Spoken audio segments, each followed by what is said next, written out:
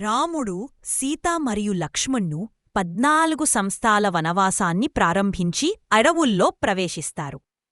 వారు న్యాయాన్ని పాటిస్తూ ధర్మబద్ధమైన జీవితం గడుపుతున్నారు.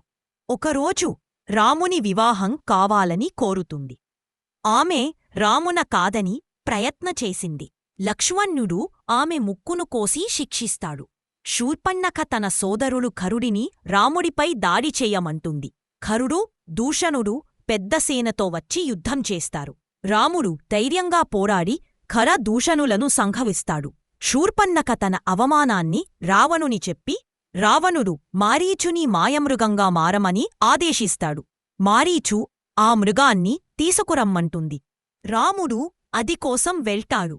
మృగం చనిపోయేటప్పుడు రాముని స్వరంలో లక్ష్మణా, రక్షించు అని కేకవేస్తుంది. సీత భయంతో లక్ష్మణుని రక్షణకు పంపుతుంది. లక్ష్మణుడు ఆజ్ఞను విస్మరించి వెళ్తాడు. రావణుడు తపస్వి వేషంలో వచ్చి సీతను మోసం చేస్తాడు.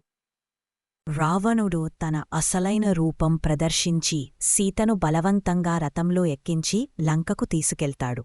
పక్షిరాజు జటాయువు రావణుని ఆపేందుకు ప్రయత్నించి పోరాడతాడు. రావణుడు జటాయువుని గాయపరిచి పతనం చేస్తాడు. జటాయువు గాఢంగా నేలపై పడుతుంది. తిరిగివచ్చి సీత కనిపించకపోదంలో భయంతో చుట్టుపక్కల అడవిలో వెతకడం మొదలుపెడతాడు. గాయపడిన జటాయువు రావణుడి చేష్టల గురించి చెబుతాడు. రావణుడు జటాయువుని అంత్యక్రియలు జరిపిస్తాడు. అతని త్యాగాన్ని గౌరవిస్తాడు. రాముడు శబరి ఆశ్రమానికి చేరుకుంటాడు.